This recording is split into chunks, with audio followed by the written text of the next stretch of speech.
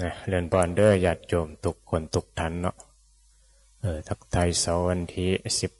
19 มิถุนายน 2568ฝนก็ตกดีตั้งแต่คืนโทมละบัดนี้เนี่ยมีแน่นอนพยากรณ์ก็คือพยากรณ์ก็คือเดามีการคาดเดาแต่การเผชิญความจริงก็คือนี่แหละเหตุการณ์อาจจะเป็น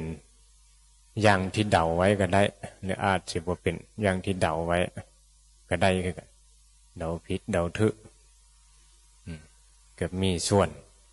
ให้มีการวางแผนได้นะก็มีเทคโนโลยีคู่มือกันรู้ล่วงหน้าได้ว่าพุทธเจ้าก็รู้ล่วงหน้าคือกันไปศึกษาความจริงก็รู้ได้คือกันนะรู้เหตุมันเป็นสิ่งที่ธรรมดาเกิดขึ้นแล้วก็ดับไป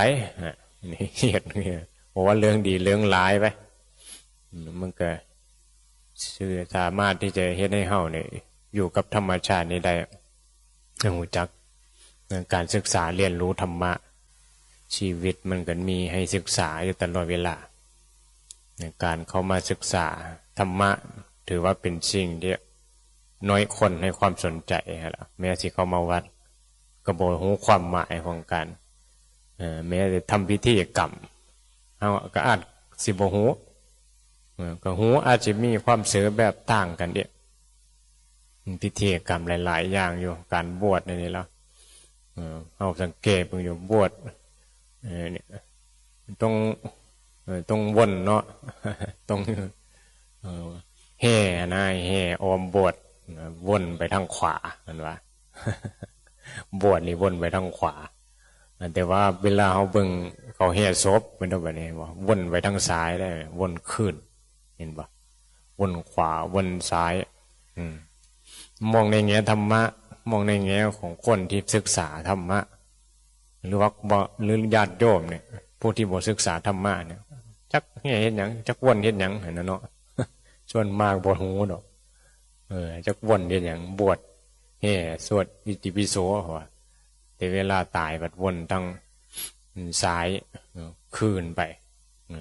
วนวนเข้าความหมายของเพิ่นก็ได้แต่ชาวบ้านเฮาก็เฮ็ดไปจักแปลว่าหยังเฮาก็งงนั่นน่ะเนาะมีพระนำสวดมีพระนำแห่คำหมายของผู้ปฏิบัติธรรมแล้วก็วน3 รอบเนาะวนมันก็คือวัตตะได้วัตตะวนอันเดียวน3 รอบก็วัตตะนี่อย่างคือวัตตะวนกิเลสวัฏนะเด้กิเลสเฮ็ดให้วนเวียนตายเกิดนี่ล่ะวัตตะวนรอบนึงก็เรื่องของกิเลสตัณหาวนรอบที่2ก็เรื่องของวิบากกรรมวัฏเนาะรอบ3ก็วิปากวัฏเห็นบ่วนในเรื่องของกรรมอันนี้แหละคือการเวียนว่ายตายเกิดอยู่เนี่ยเฮามาวนขวานี่หมายถึงมาบวชเห็นบ่แห่บวชบวชเพื่อวนออกจากการเวียนว่ายตายเกิดนั่นแหละบ่ให้มันมาวนนะมาเวียนว่ายตายเกิดในวัฏฏะเนี่ยคนนี่เวียนว่ายตายเกิดนี่บ่แห่ศพมันย้อนกิเลสตัณหามันเฮ็ดให้ทำกรรมเลยได้รับผลก็คือวิบากกรรมมันยังมีกิเลสก็ต้องไปเกิดอีกเวียนว่ายตายเกิดอีกวนอยู่ในวัฏฏะสงสารนี่แหละมันจังว่าภิกษุผู้เห็นภัยในวัฏฏะเห็นบ่เห็นภัยในการเวียนว่ายตายเกิดเห็นภัยในการวนนี่แหละวน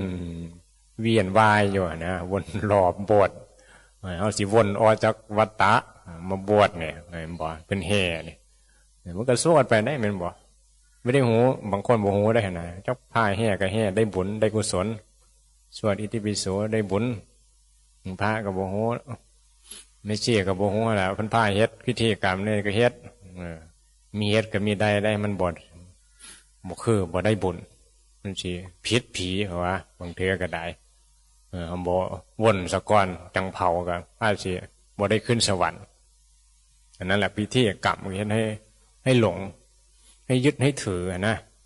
ค ความหมายของธรรมะแล้วโอ้ยมันตายไปแล้วก็จบละแต่มันเป็นอุบายเห็นบ่วนให้คิดถึงคำสอนเนี่ยว่านี่เวียนว่ายตายเกิดย้อนกิเลสย้อนกรรมย้อนวิบากกรรมผลของการทำกรรมเขายังเป็นสัตว์โลกก็เลยทำกรรมอยู่ควรสิออกบวชออกจากการเวียนว่ายตายเกิดซะเห็นบ่บวชมาวนกลับเห็นบ่วนขวาวนเข้าไปเป็นสัตว์โลกคือเก่าละบ่อ้อจากการเวียนว่ายตายเกิดภิกษุก็เลยผู้เห็นภัยก็เลยออกบวชผู้เห็นภัยภิกษุภิกษุณีเห็นภัยในวัฏฏะเห็นบ่ความหมายได้เนี่ยมันก็เลยออกบวชปฏิบัติธรรมละกิเลสตัณหาอย่างนั้นเราก็เข้ามาศึกษาก็นี่แหละมันก็หาคำเว้ามาเว้าว่าอุบายที่เพิ่นเวียนวนในการบวชคือกันเนี่ยนะที่บวชพระใหม่นี่เพิ่นวนเฮ็ดหยังสวดตรงแห่เฮ็ดหยังนะบางมองก็แห่บ่เอาหมอลำแห่เห็นนี่บ่ขี้ข้อเดียวพร้อมคนอ้วนๆก็ไปแบะข้อกันนะมันก็เมยได้เนาะกันนักนะเป็นทุกข์อีมินิเฮียนก็มีได้เอาว่าพิธีกรรมมันเห็นบ่เขาบอกเข้าใจเห็นบ่วน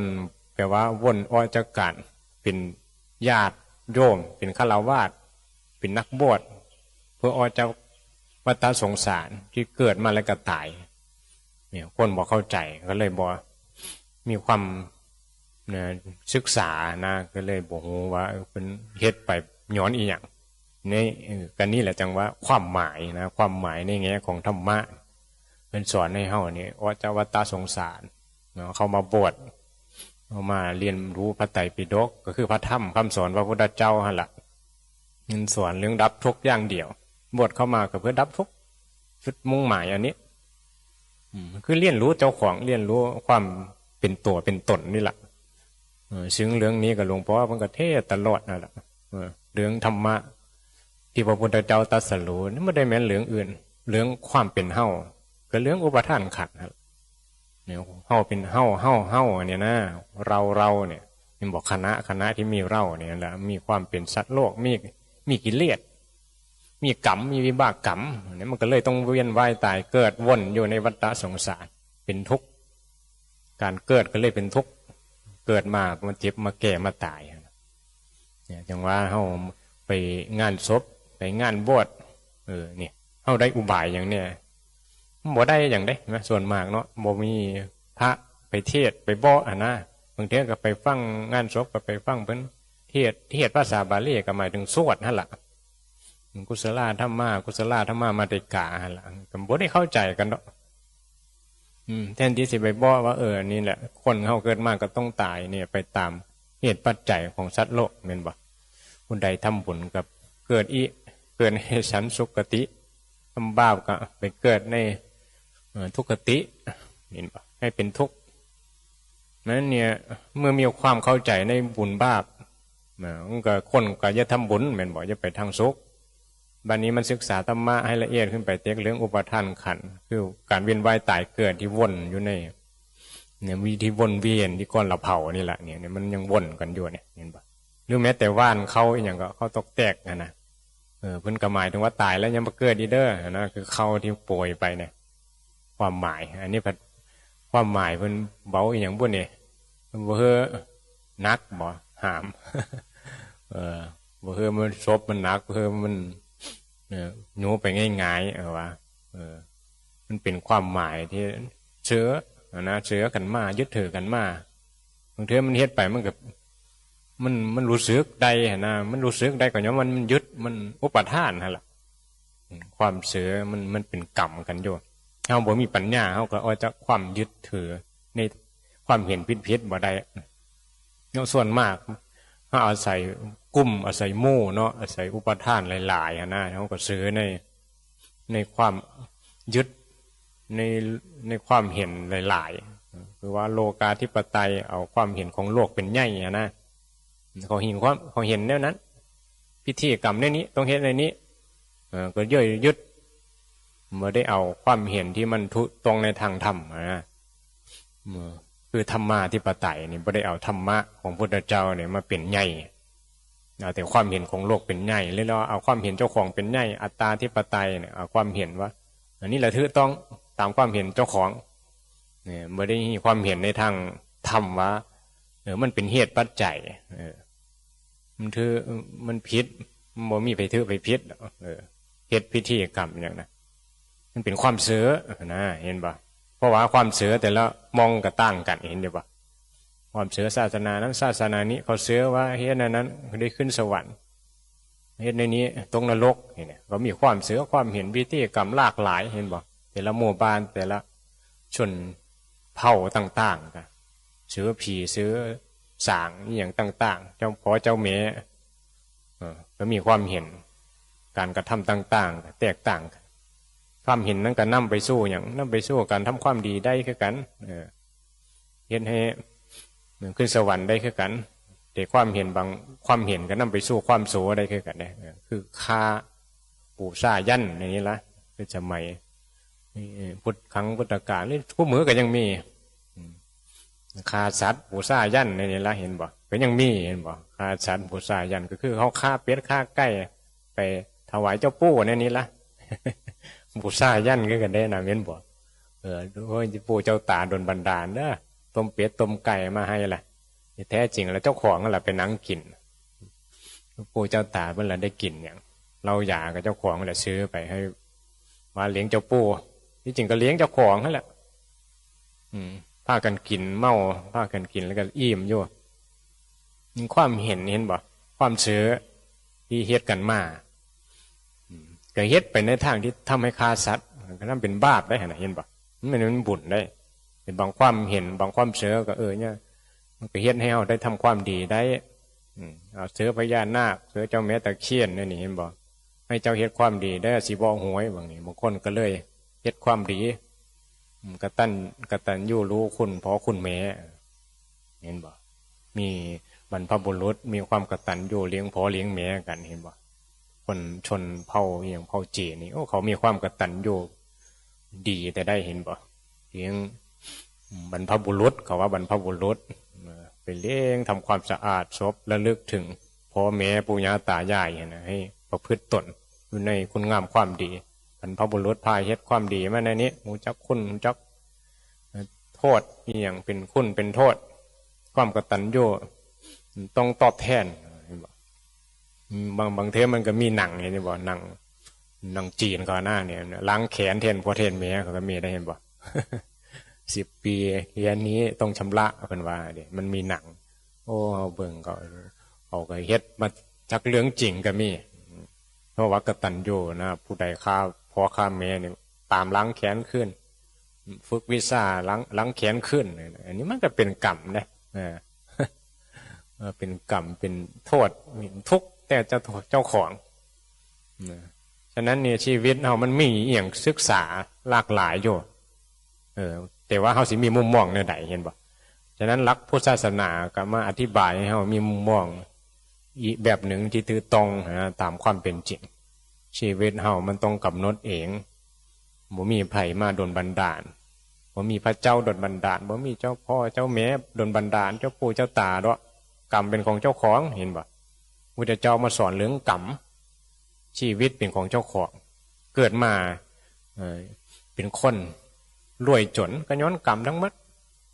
เนี่ยผู้มีความศรัทธาเข้าใจก็สิประพฤติปฏิบัติตนให้มันดีแหละบัดนี้เฮ็ดแต่กรรมดีสร้างเหตุให้มันดีเห็นบ่จำเป็นเหตุให้เจ้าของได้พบความสุขนี่เห็นบอกบางเถือเสือพญานาคเสือเจ้าปู่ก็เป็นเหตุให้ทำความดีก็ได้ขึ้นสวรรค์นี่บ่แต่ว่าเป็นเหตุเหล่านี้ก็ยังเป็นสัตว์โลกเวียนว่ายตายเกิดก็คือวนวัฏฏะอยู่ในวัฏฏะนี่แหละมีกิเลสมีกรรมมีวิบากกรรมก็คือผลของกรรมคือเก้าผลจากการเวียนว่ายตายเกิดมาได้ถ้าศึกษาให้มันเข้าถึงคำสอนพุทธเจ้าที่แท้จริงเขาก็สิเข้าใจในวัฏฏะวนตรงนี้แล้วว่ามันเป็นทุกข์เขาก็เลยออกบวชเพื่อว่าศึกษาละกิเลสตัณหาเนี่ยเป็นสิ่งที่ว่าเนี่ยต้องทำความเข้าใจเห็นปะนั้นโอกาสเฮามีได้เข้ามาวัดได้มาศึกษาพระธรรมคำสอนพระพุทธเจ้าถือว่าหาได้ยากเกิดมาเป็นมนุษย์แล้วมันก็ถือว่าดีอยู่ แต่ดีที่สุดก็คือได้มาพบพระพุทธศาสนาได้มาฟังธรรมได้แก้ไขใจเจ้าของได้ประพฤติธรรมนี่แหละที่ต้องที่สุดละเพราะเข้าใจธรรมแล้วมันก็สงบระงับสบายเหมือนบ่มันเห็นธรรมชาตินั่นแหละเห็นธรรมะทุกคนบอกว่ารวยจนก็ต้องตายจากกันพัดพรากจากกันบ่มีเพื่อดีเด่นว่าเขามีความสุขกับอันนั้นอันนี้เอ้าก็สิบ่หลงนะคือบ่หลงไปอิจฉาเขาบ่หลงไปคิดว่าเขาสิมีความสุขย้อนอันนั้นย้อนอันนี้นี่มันเป็นเรื่องหลอกลวงมายานะหลอกลวงสัตว์โลกกันโยผู้หูธรรมแล้วก็บ่หลงคือที่ว่ากันคือพระพุทธเจ้าว่าหลักคำว่าที่ว่าสูจงมาดูโลกอันตการตาดูราชรสคำว่านี้มันเฮ็ดให้เฮารู้สึกใดเลยว่ามันคนสัตว์โลกหลงอยู่ในความสุขจอมปลอมนะหลงในรูปเสียงกลิ่นรสหรือหลงในตัวตนเจ้าของนะว่าเจ้าของเนี่ยต้องได้กระทบอย่างต้องได้สัมผัสอย่างจึงมีความสุขมกมุนโย่นั่นแหละมกยุ่นโย่กับกายกับใจนี่แหละว่าได้ละความรู้สึกอารมณ์อย่างเกิดขึ้นก็ว่ามีความสุขมกมุนอยู่กับอารมณ์มาละอันนี้แหละคนโง่มกมุนอยู่นี่มันมาเตือนได้ใจได้คำเว้านี่ก็ได้เนี่ยบางคนก็ซึ้งอยู่ในคำเว้านี้เขาก็เข้าใจได้อยู่ว่าพระเจ้าตัดออกมาเนี่ยมันหมายถึงว่าสัตว์โลกทั้งหลายมกมุนอยู่กับรูปเสียงกลิ่นรสยื้อแย่งแข่งขันกันแย่งกันนะแย่งเอารูปแย่งเอาเสียงแย่งเอากินแย่งเอารสแย่งผู้เบ้าแย่งผู้สาวกันแย่งผัวแย่งเม่กันนี่นะเห็นบอกรูปผู้สาวนี่งามก็แย่งกันเอามาเป็นเม่ผู้เบ้าล่อแย่งเอามาเป็นผัวเดี๋ยวโทรศัพท์อย่างยี่ห้อใหญ่ใดดีก็แย่งกันซื้อแย่งได้ขนาดเป็นบอกต้องการเอามาเสพเพื่อมีเงินหลายก็ว่าได้แหละเป็นบอกได้แล้วก็ว่ามีความสุขได้แต่งตัวงามได้กินอาหารแซ่บได้เที่ยวได้เบิ่งน้ำตกทะเลขี่เครื่องบินไปเนี่ยชีวิตเนี่ยมันหลงเห็นบ่เขาบอกศึกษาธรรมเนี่ยเขาก็สิเห็นไปได้ท่าแนวทางนั่นแหละโลกาธิปไตยเอาโลกความเห็นโลกเป็นใหญ่ความเห็นสัตว์โลกนั่นแหละสอนกันมาเนี่ยนะตั้งแต่น้อยที่จริงไม่ได้สอนมาหรอกมันมีเชื้อของกิเลสมาแล้วที่นี้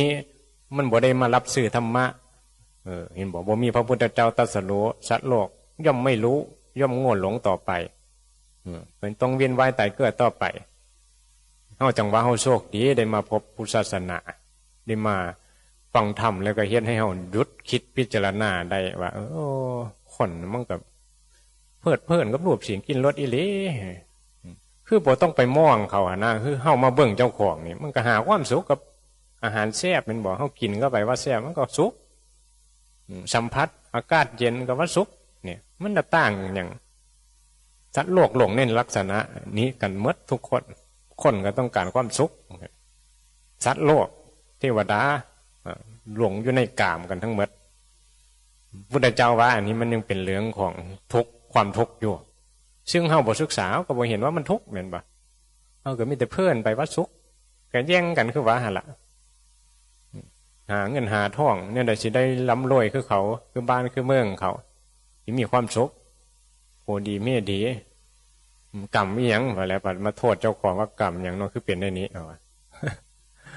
แล้วบ่ศึกษาธรรมชีวิตมันอยู่กับการศึกษาธรรมแล้วทีนี้มันประเชิญอย่างมันก็ว่างมันบอกว่างใจลงธรรมได้เพราะใจเป็นธรรมแล้วมันตั้งสติ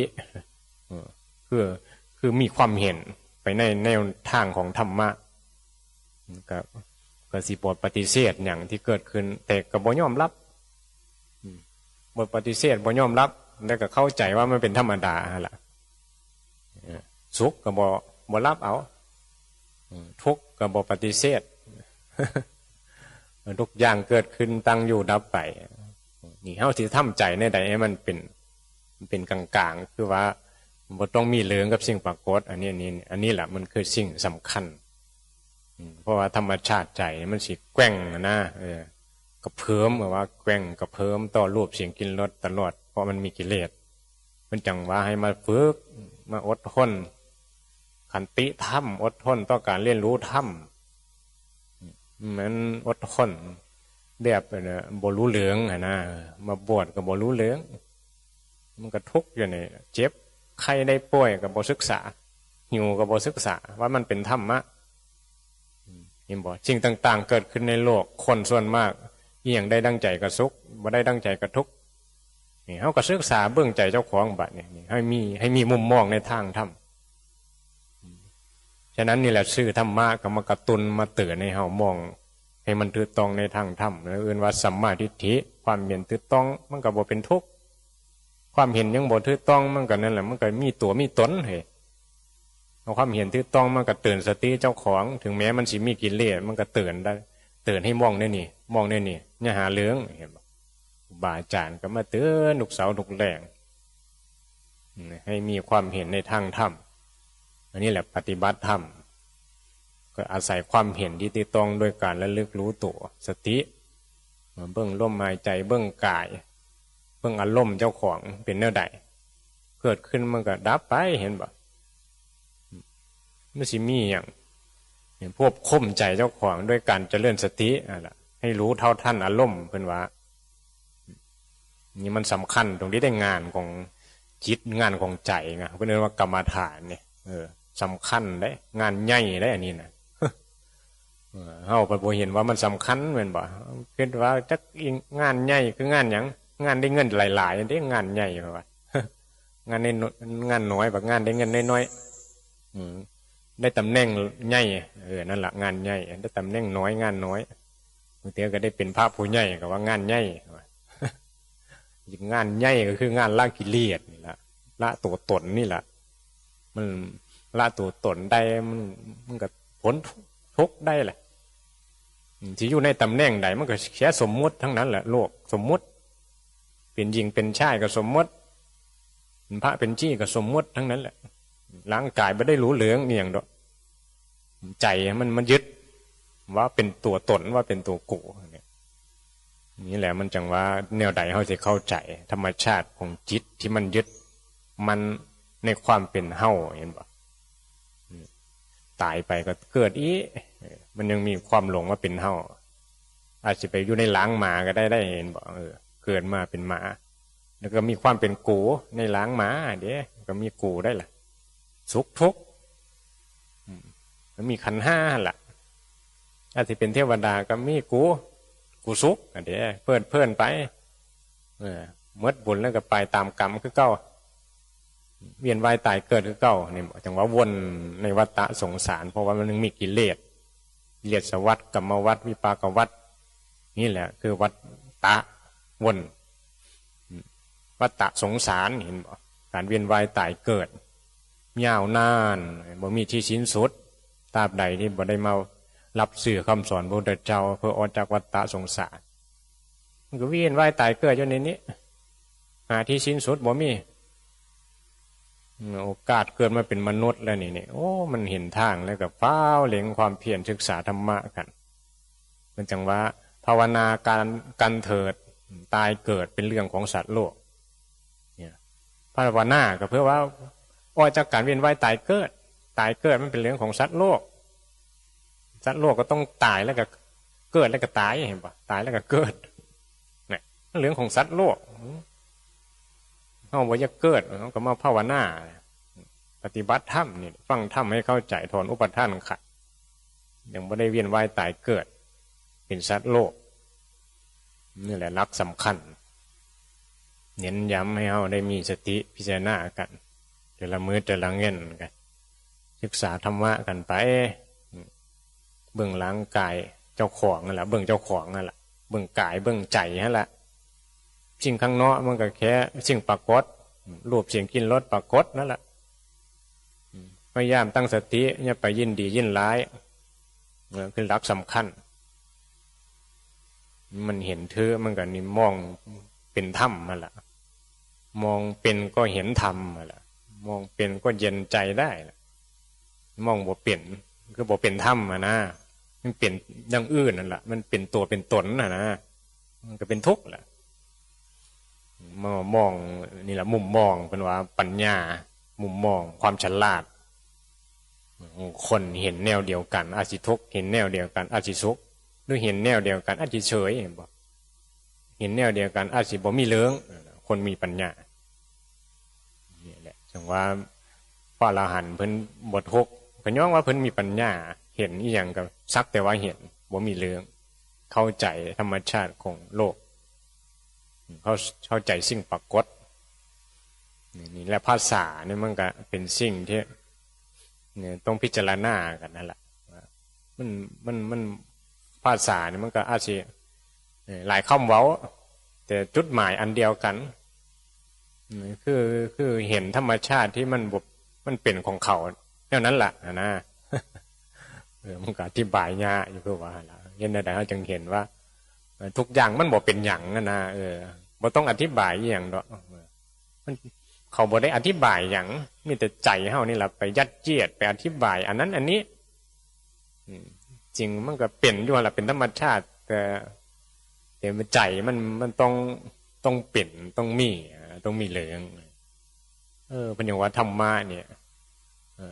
ธรรมะแท้จริงคือการหุบปากของจริงนิ่งเป็นใบนะนี่คำเว้านี่ก็ผู้ปฏิบัติธรรมเท่านั้นแหละที่เข้าใจหุบปากนะบ่ให้เว้าบ่มันก็บ่ฮู้แล้วบอกว่ามันถึงฮู้ธรรมะเนี่ยได้ธรรมะของจริงก็หุบปากเขาว่าเหมียนบ่เขาว่าอ๋อก็หุบปากตัวเนาะสิไปเว้าหยังมันเป็นธรรมอยู่แล้วเนาะสิ่งต่างๆแก่เจ็บตายก็เป็นธรรมะจะไปเว้าอีหยังทุกอย่างคือธรรมะถือตรงของเขาแล้วนี่จังว่ามันต้องเข้าใจต้องฟังดูธรรมะนี่มันจึงสิมีความเห็นไปแนวทางเดียวกันดูน้ำกันมันก็บ่เบียดเบียนกันอันนี้แหละเรื่องศีลสติสมาธิปัญญาเรื่องใจที่มันบ่มีเหลืองมันบริสุทธิ์ด้วยการบ่ปรุงแต่งบ่หลงสังขารนั่นแหละแม้นว่าบ่ปรุงแต่งเนาะจริงมันปรุงแต่งแต่บ่ได้หลงในการปรุงแต่งแค่นั้นแหละภาษาธรรมเราก็ต้องมีการศึกษานำได้ภาษาคำสอนพุทธเจ้าสังขารวิสังขารอุปทานขันธ์พวกนี้แล้วเนี่ยส่วนมากคุณตาคุณยายเนาะชาวบ้านเขาบอกค่อยเข้าใจได้วิสังขารสังคตธรรมพวกนี้ปรมัตถธรรมเอียงเนี่ยชักไม่หยังเพราะว่าจิตเจตสิกรูปนิพพานเหลืองหยังเพราะว่าเข้าใจยะเห็นบ่จังว่าบอกเข้าใจก็มาเข้าใจเจ้าของนี่แหละมันมีความรู้สึกในใดตัวสิ่งปรากฏอันนี้มันมีตัวตนสุขทุกข์กับอันนั้นเราให้เข้าใจว่ามันเป็นกิเลสเป็นทุกข์แบบนี้ให้เราละกิเลสก็คือให้มีสติเบิ่งอารมณ์เจ้าของเวลากระทบรูปเนี่ยไปหลงให้เป็นสุขเป็นทุกข์มันหลงก็ให้มีสติรู้เห็นอยู่บอกว่ามันดับไปเกิดขึ้นดับไปอันนั้นแหละก็ฝึกก็คือให้รู้ตัวแค่นั้นแหละคือรู้ว่ามันบ่เป็นหยังบ่ต้องกังวลสิสุขสิทุกข์มันก็ดับไปเองของมันละเรื่องเล่านะบ่ต้องไปจัดการหยังบ่ต้องกังวลกับชีวิตที่ต้องพัดภาคมันพัดภาคอยู่แล้วล่ะนี่แต่เรียนรู้ใจเจ้าของนี่แหละจังว่ามันก็ยะอยู่ในสิ่งที่จะอธิบายให้คนเข้าใจในเรื่องธรรมะดับทุกข์ส่วนมากแล้วมันชั้นของความเข้าใจมาถึงจุดนี้ได้เนี่ยต้องอาศัยการฟังธรรมดูเฮากับฟังดูคือกันฟังธรรมมันจังสิเข้าใจได้จังอธิบายได้นะมันมีมุมมองในแนวทางเดียวกันมันก็ถือว่าเห็นไปแนวทางเดียวกันมันก็เข้าใจกันเป็นบอกเว้าออกมามันก็เข้าใจ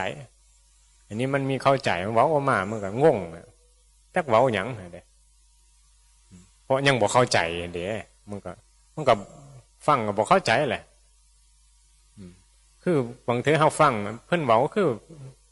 อทีแรกฟังบ่ฟังธรรมะบ่เข้าใจจักเพิ่นเว้าหยังเห็นบ่แม่นบ่บ่แม่นตัวตนบ่แม่นเฮาทีนี้เฮาเรียนรู้ไปพิจารณาไปถ้าเข้าใจแล้วโอ้มันเหมือนเห็นป่ะความคำหมายคำว่าอุปทานขันธ์หมายถึงความยึดมั่นความเป็นเฮา นี่ถึงว่ามันมีเฮ้าขึ้นมากับรูปเสียงกลิ่นรสรู้สึกสุขทุกข์อ๋ออันนี้เนาะคือการที่มีเฮ้าการมีอุปทานกันการมีกิเลสการมีกรรมเนี่ยมันสิหูอันนี้มันหูว่าอันนี้แหละมันคือเหตุของทุกข์มันมีทุกข์เพราะมีตัวตนนี่บ่วันนี้มันก็เรียนรู้ศึกษาไปว่าหนทางออกจากทุกข์หมายถึงเรียนรู้สร้างความเห็นคือสัมมาทิฏฐิคือการบ่มีตัวตนเห็นในใดก็ให้รู้ตัวเห็นบ่ให้มีสติใช้ปัญญาพิจารณาว่าตัวเฮาอยู่มองใดความรู้สึกอยู่มองใดมันยึดถือได้ยังบ่เห็นบ่มันดับไปเกิดขึ้นดับไปคิดอย่างก็เกิดขึ้นดับไปกายเขาก็บ่ได้รู้เรื่องเป็นเด็กน้อยมากินข้าวใหญ่มาก็เป็นไปตามเหตุปัจจัยเขาบ่แม่นตัวแม่นตนเฮา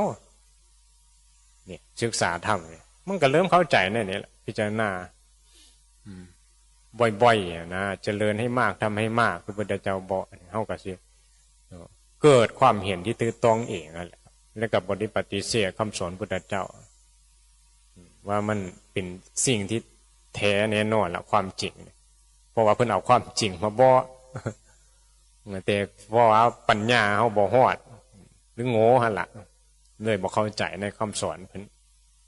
ผู้มีความตั้งใจผู้มีความเพียรมีศรัทธาก็สิขวนขวายพยายามศึกษาฟังไปเมื่อเข้าใจได้มันก็ปฏิบัติได้คือว่าล่ะมีสัมมาทิฏฐิแล้วก็ได้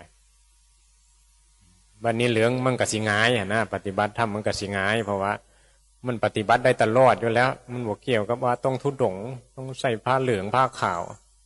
แต่อันนี้มันเป็นอุบายซื่อๆมันเป็นทางเลือกที่ช่วยให้เรามีสติในการประพฤติปฏิบัติธรรมมันก็ดีอยู่แหละแต่ว่ามันบ่มีโอกาสได้มา